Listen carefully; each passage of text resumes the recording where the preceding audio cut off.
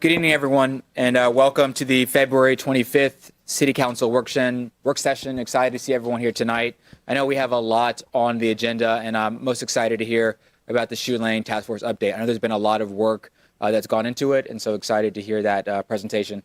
At this time, I'll turn it over to our City Manager, Alan Archer. Alan. Good evening, Mr. Mayor and Council. The first item on this evening's agenda is an update from the Shoe Lane Task Force, which is established by Mayor Philip Jones and Christopher Newport University President Bill Kelly in 2024. This presentation will focus on their ongoing work to document the disposition of Shoe Lane and adjacent properties as the university continues to grow. Vice Mayor Curtis Bethany will deliver the presentation.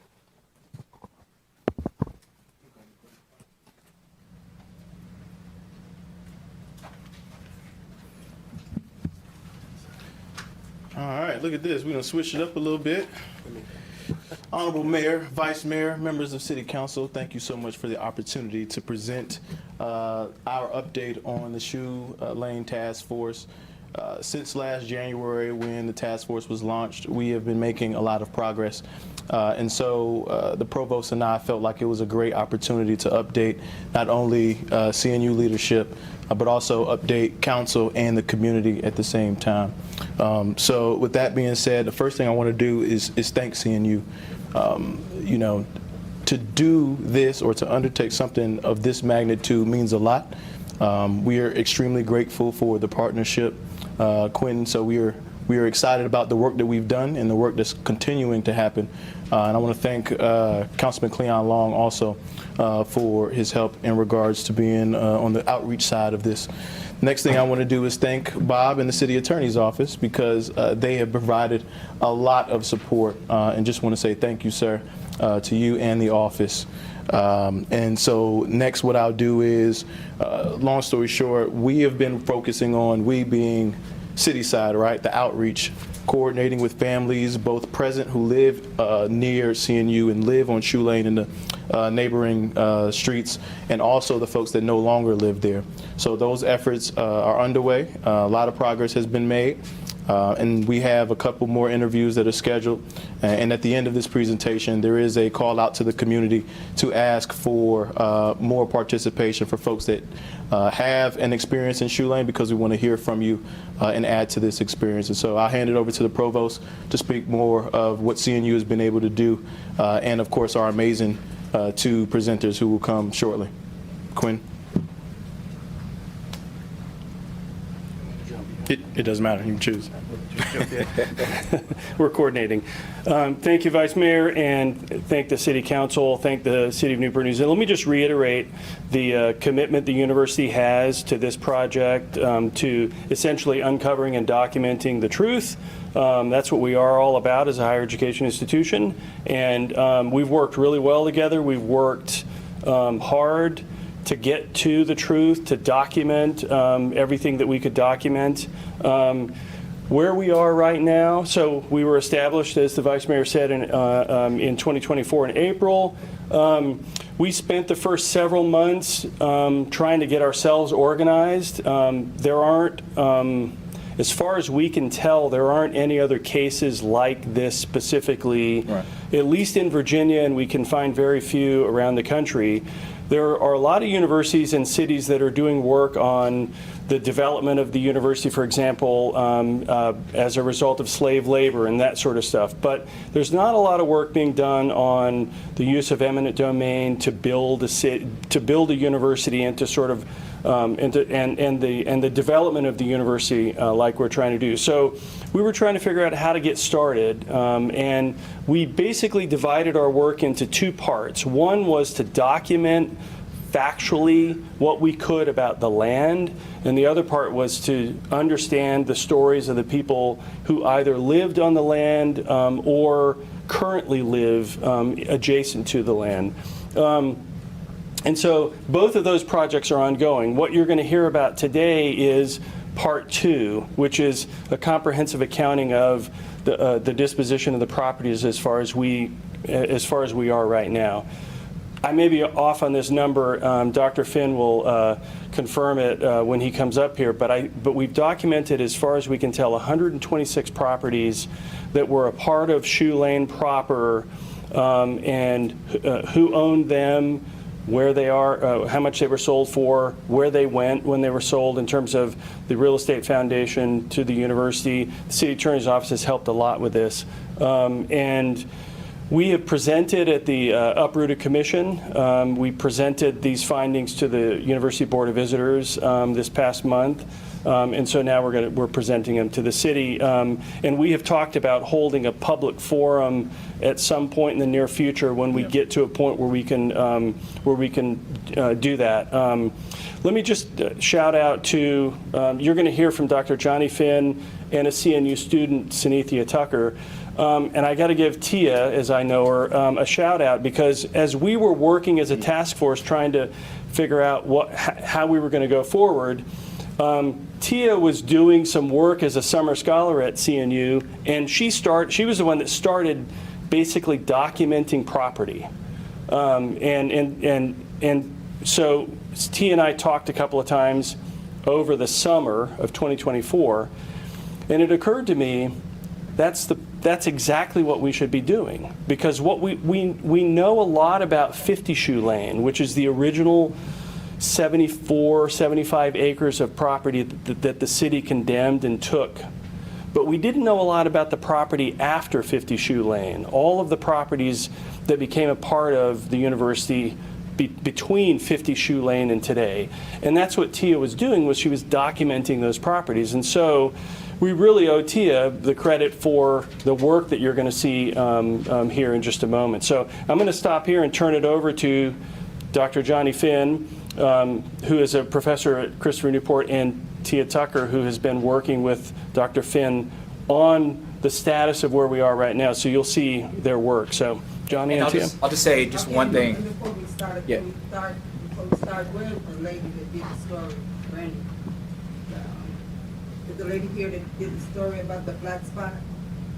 No, she's she's not not. here. She's not here. Oh, she's not. So I would also just say, so one, thank you, and then just for council, for those who are listening in, just thank you both for testifying before the General Assembly. So that Uprooted Commission was at the General Assembly, and if you go back and you watch the footage, at the end they said that no other university was as far or city has as far as looking at this sort of justice. And so just thank you for that. I know it's hard standing in the hot seat and going to Richmond in front of 25 General Assembly members, but just thank you both for doing that. Yeah, absolutely.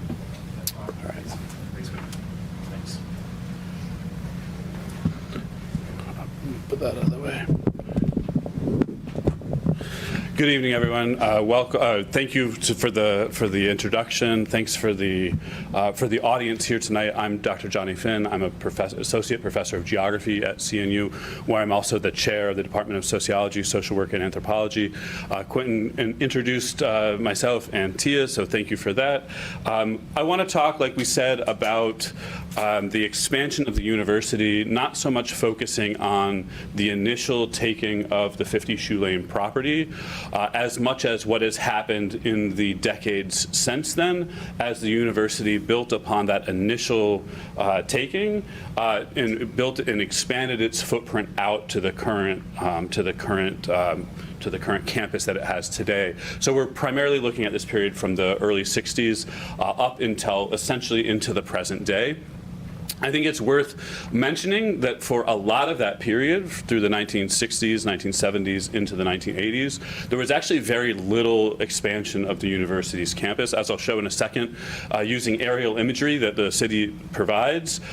If you look at the imagery in the 1950s, of the campus that was the 50 Shoe Lane property, that was mostly undeveloped agricultural land as far as we can tell. And so through the 60s, 70s, and into the 80s, the campus construction was filling out the boundary of what was initially taken in that first use of eminent domain to acquire 50 Shoe Lane. And then starting in the late 80s, the university began to really push outward its expansion. And so I'm going to let Tia talk a little bit about the process, the methods that she used to start to compile this database of about 126. We might be up to 128 properties at this point.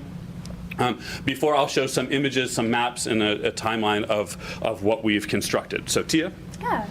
So yeah, something that I did over the summer was I developed a, thank you, I developed a spreadsheet that included all of these properties. It had the address, the transfer date, the previous homeowner, and how much the property was worth at the time.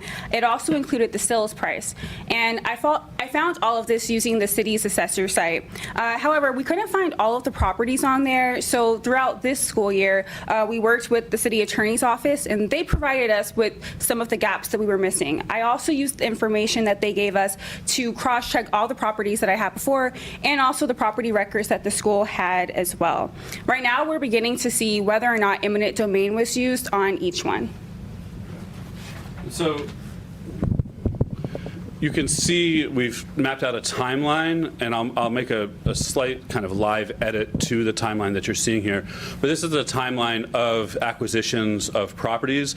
To be clear, eminent domain was not used in most of these acquisitions. Most of these were sales from private property owners, almost all sales to the CNU Real Estate Foundation, and at some point thereafter, sometimes 1 year, sometimes 5 years, sometimes 10 years later, the Real Estate Foundation would transfer those properties to the university itself, at which point construction would begin as the university built out. The dates, if I have an updated slide printed out in my notes here, because we've done between when this slide was made and today, Tia has done a lot of data cleaning to figure out, we want to pinpoint two dates, two kind of essential dates: the date that the Real Estate Foundation acquired the land, the properties, the parcels, and then the date that the university acquired the land from the Real Estate Foundation. We think that the more operable date conceptually to think about is when the Real Estate Foundation, basically when the first date at which some CNU entity, whether it's the foundation or the university itself, acquired these parcels. And so what we'll see is that you would see really a kind of a larger peak during what we've called phase 2. To be clear, these are phases, these are titles that we've given this. This was not part of a university master plan of phases of acquisitions. We've given them this title. It's kind of just to organize our own thoughts. But what you'll see in the when we rescale the timeline is that the most of the property acquisitions happened in the early 2000s, although there was a big movement of actually building out, of transferring property from the Real Estate Foundation to the university and building out and changing what the land actually looks like in 2010, 2011, and 2012. We've built a series of maps. I'll pass out to the council members here in just a second a QR code of our kind of beta tested online interactive map. But we've built a series of maps. If you look at, this is the original outline of the university property overlaid over 1959 aerial imagery. And then keeping that same frame, you can see that the campus today has expanded in all directions out, and you can see the color-coded by those phases. In purple is phase 1. That was a large acquisition of Ferguson High School, along with some properties along Moores Lane and Prince Drew. Green is what we called phase 2. Red is what we called phase 3, and this is, I guess my laser pointer is not going to work. Here? Nope. The red, especially on the northern edge of campus, this was an acquisition of more than close to 50 properties in this area that was along Prince Drew Lane and Merritt Drive, a little cul-de-sac that was in there. That was, and this is where we'll talk about in a second, where we were able to find some evidence of the use of eminent domain to acquire some of those properties, which we'll talk about in just a second. Tia? Yeah, so in the process of researching, we learned that the CNU's Board of Visitors passed eminent domain resolutions covering 7 privately owned properties in 2004 and in 2005. In these instances, public use justifications were used for things like parking lots, athletic fields, and student housing. Furthermore, the university initiated civil action on 2 of the 7 properties approved for eminent domain. One property being Prince Drew 314, where in 2011, the court assessed the value at $14,500. And after back taxes, the remaining funds were ordered and paid to the heirs of the property owner. Then there was 320 Prince Drew, where in 2010, civil action was dismissed when parties reached an agreement to sell the property, which was around the time assessed at $22,500 to the CNU Real Estate Foundation. We haven't found any court documents showing condemnation proceedings related to any of the other 5 properties, but we're still continuing research in that area. And what you can see on the screen now is the 2 different Board of Visitors resolutions dated in 2004 and 2005 approving the use of eminent domain to acquire or to begin the civil proceedings to acquire those 7 properties. And as you can see, it's the public use justification for these resolutions is for parking lots, athletic fields, and student access in one case.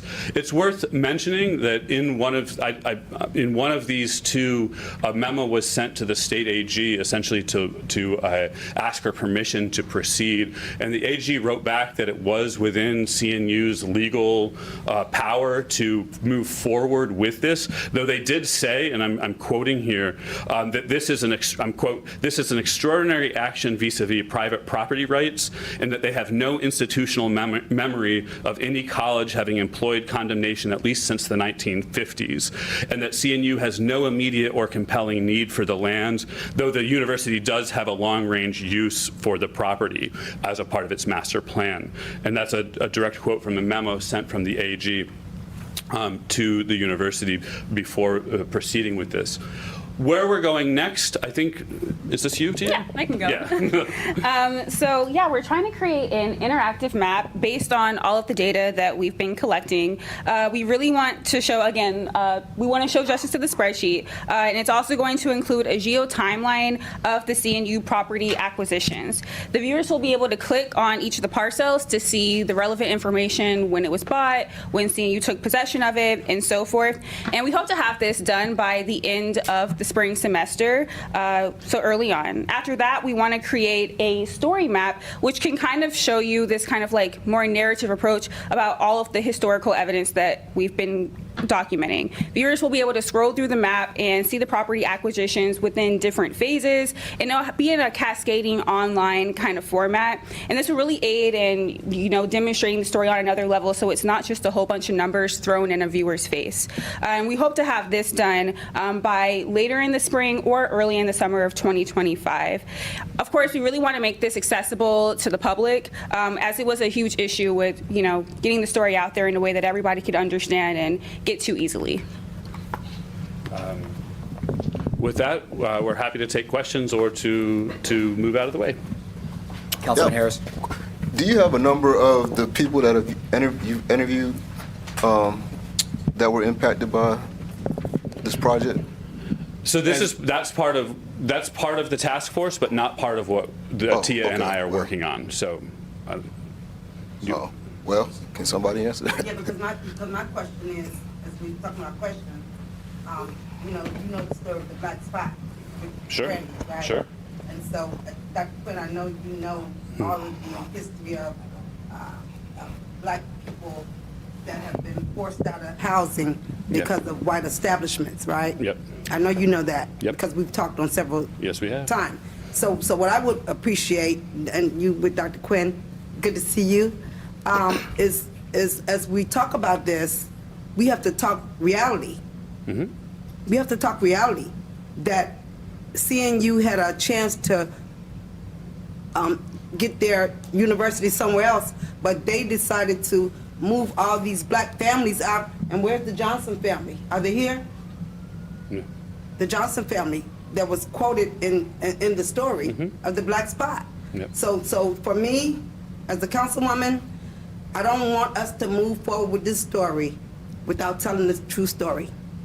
That black families that were prosperous in North Newport News, in this area, that they were denied housing because of racism. Yeah. And I don't think, this is what I have to say. This is what I have to say. We can move forward if we tell the truth. But for me, as a councilwoman, we can't move forward with what's happening and what has happened if we don't tell the truth. That's all I got to say about this. Understood. No, just for the people who are listening. Gotcha. Understood. And what I can tell you for sure is our intention is to tell the entire truth. story.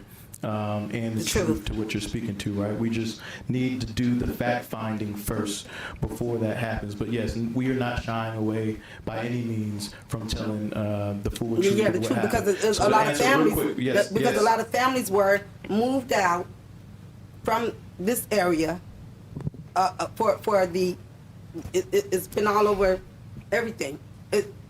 Black families were moved out to be able to make a way for this university. And this is where I think we could come to some completeness if we just tell the truth. Don't keep trying to hide the truth. Understood. To answer your question, Councilman Harris, as of right now, 2 of the members that used to live in the neighborhood have been engaged. Like I said, the goal is to reach out to the community. I have phone number, email that I will share to the community because I want to get to more folks in the neighborhood, especially you and your Really? family, right? I told Yeah. you, I spoke to you on multiple occasions that you definitely on the list, but we want more folks. We want to engage everyone, whether they live there currently or have lived there, and that is a part of the outreach efforts. Right, yeah, and that's why I'm asking the question. So, because there is a level of frustration with people who have known that this has been going on for a year. Right. Sort of myself included, as I've been trying to get more information, because I'm a part of that story. My family's a part of that story. The church that my father pastored for so long was a part of this story. But the people that I have engaged with, some of them mentioned, well, one, the Johnson family, who their son was a good friend of mine growing up. And then the other families, you mentioned Prince Drew, Merritt Road, that's where I grew up on.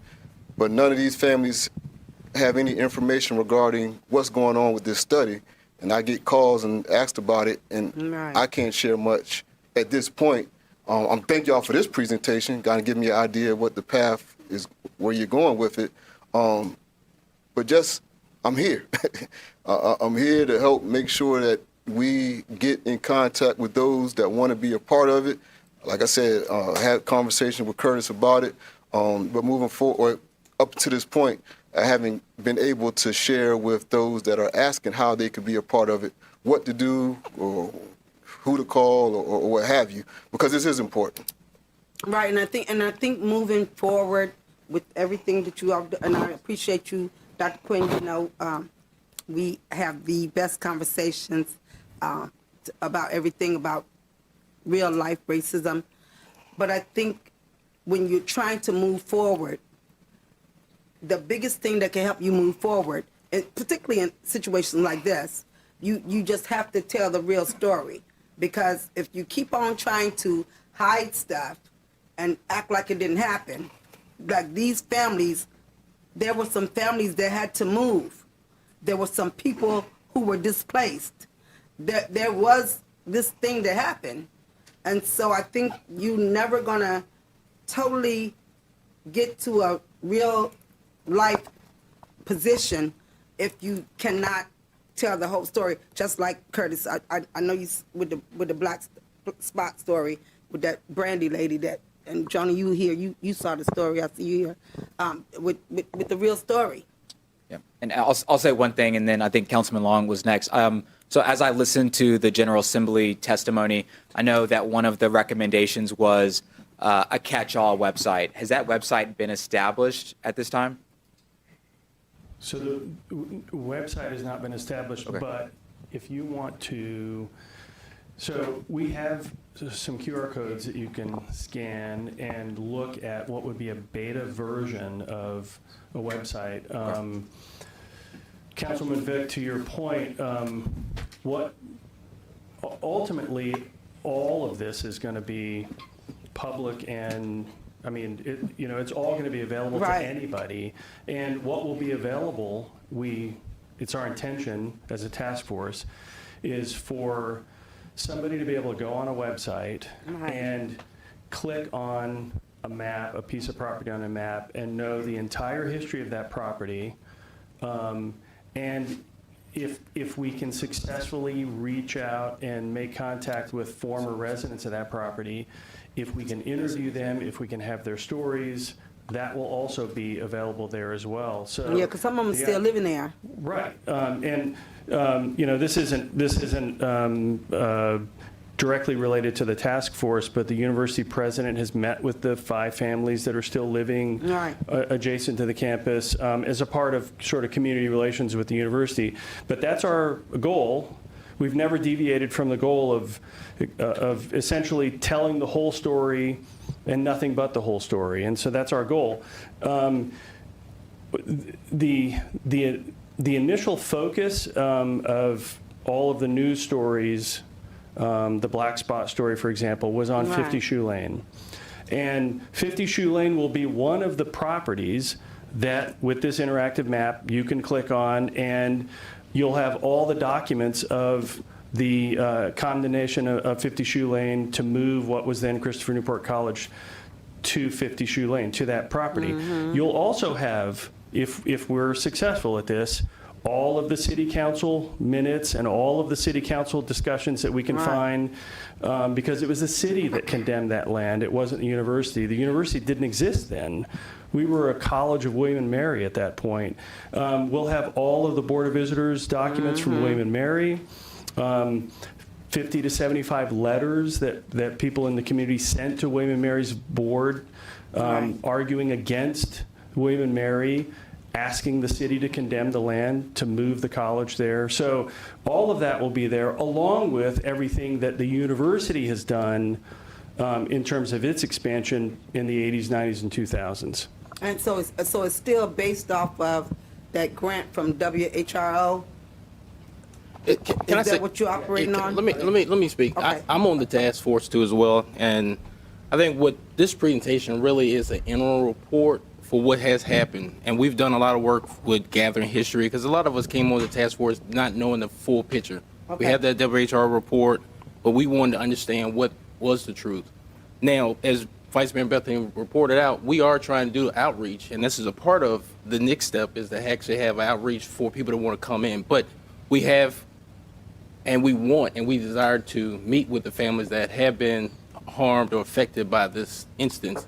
So to say that we're not going to get to the full picture, we will get there, but it's going to take a little longer time period, because as you may know, there are a lot of people that have had pain and has issues dealing with this, and it may be hard for them to speak about what they've experienced, and trusting people too as well. So I think we're moving in the right direction, actually pulling together all this information. I'm really glad for the presentation today, because I think the public did need to know what we're doing, so they're not thinking we're operating in the dark. So I think this is going to be. So is it still from the WHRO grant, or it's from another vein?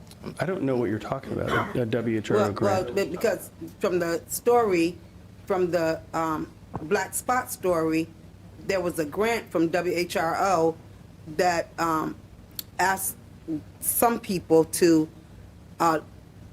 apply for this grant to see in what communities have these things happen, that some black communities have been moved because of white institutions. So that's what I'm referring to. I see. And that's what I was. Okay. Yeah. And so I might be off base, but No. that's when the story really came out about CNU. Yeah, so I got it. So I From would, that story. I would recommend that if everyone, and we can send it out on the city side, but just watch their testimony in front of the General Assembly. A lot of the members had similar questions, and I want to reiterate, this is a very long process. I echo Councilman Harris's sentiments. I think we could maybe speed it up a little bit, or maybe have the website. I know we're doing some of that. That being said, this is very difficult. We could have decided, this was done decades ago, and we were not here. We could have decided to just say do nothing, which is what has been done in the past decades. No one has brought this up. So by unearthing this is like when you tear off a scab, right? The scab is open. We have done a good job. I think we can do perhaps a better job, and would love to see Councilman Harris engaged in phase 2 of that program. And I think the website is good as well. But we wanted to not educate, we wanted to tell people what has been done. And I know it's a lot of work, But this sets the framework for whatever the recommendation. You can't just sort of force this through. So that's what I wanted to do. And we have I don't want to gloss over this. We have canceled item 2, the scorecard. So we have plenty of time to engage with this if there's further discussions. I don't want to skip ahead on this. I know this is deeply personal for a lot of people. So are there any questions that the CNU side can answer? And then if not, perhaps we can engage as colleagues around the table about some next steps. So Real quick, if I could yeah. say something, Mayor, because I think it's important to mention, right? I hear Councilman Harris's sentiments, yours as well, and I think Councilman Long spoke to it the best right now. This is a very sensitive topic, right?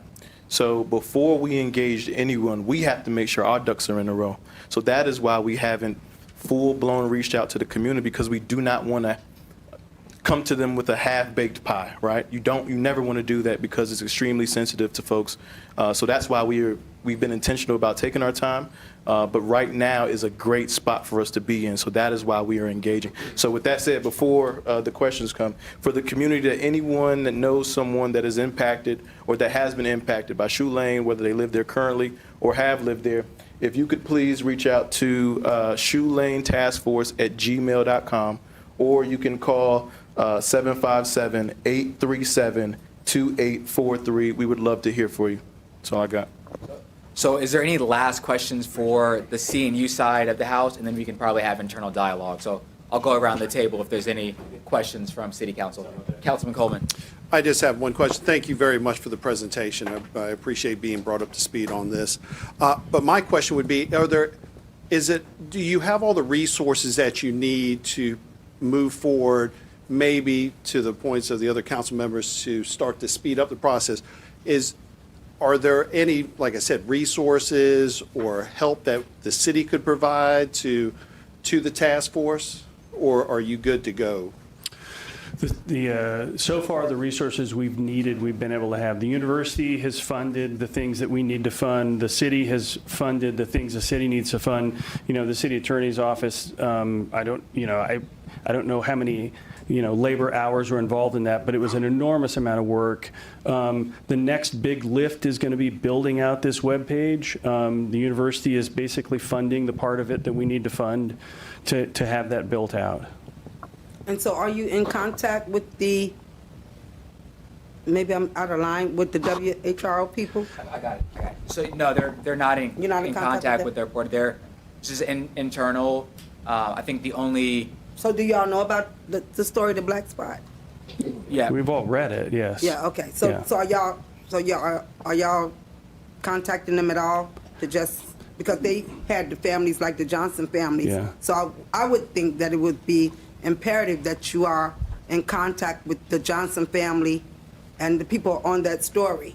Yeah, we just said we engaged all the families, and the president met with the families as well. Okay. I think we're good on the CNU side. Thank you. And then we'll just sort of open it around the table before we go to the next agenda item.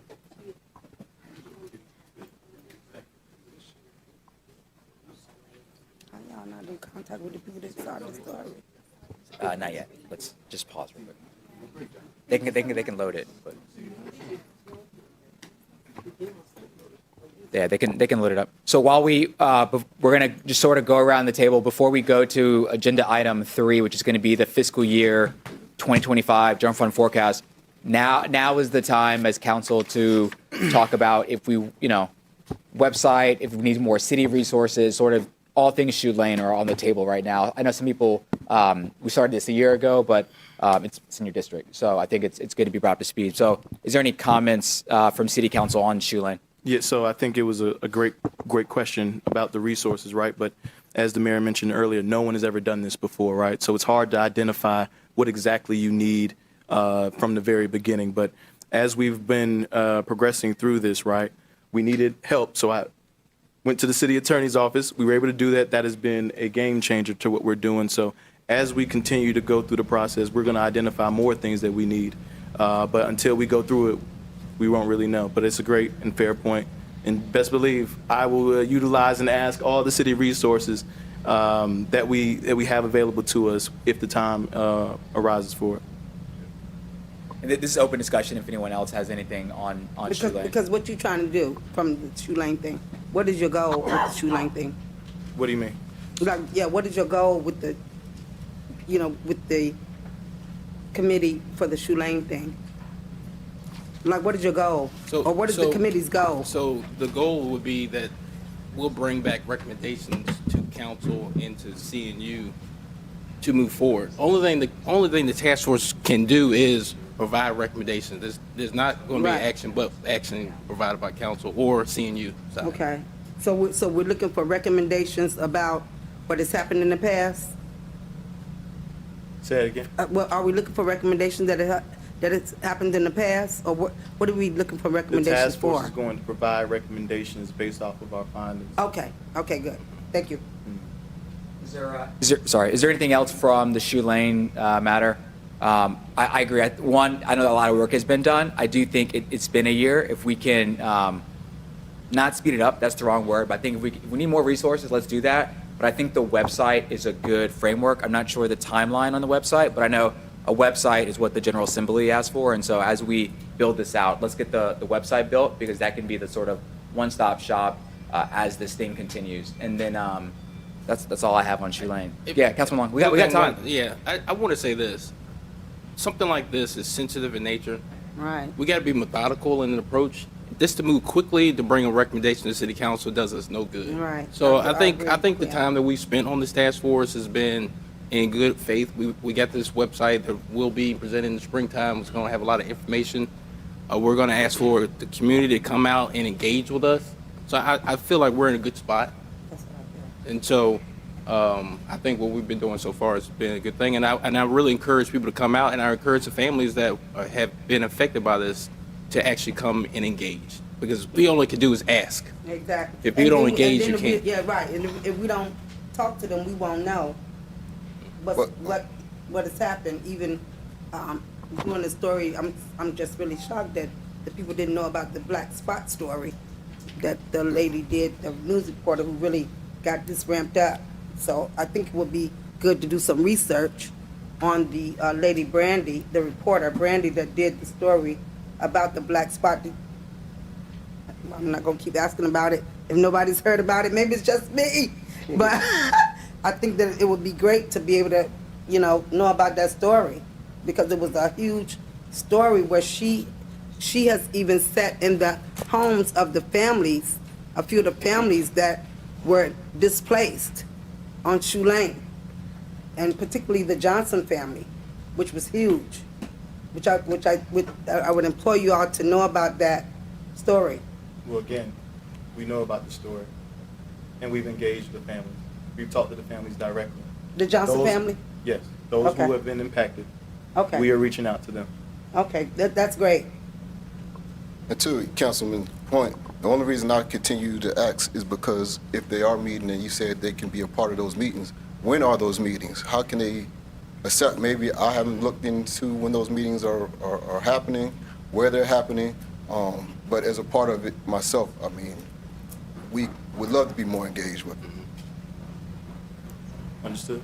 I think that's fair. So I need actually just a motion to go into recess. We have to reset some of the slides and get back on track. So can I just get a motion to go into a quick 5-minute recess? So move. Second. Move it seconded. Call the roll, please.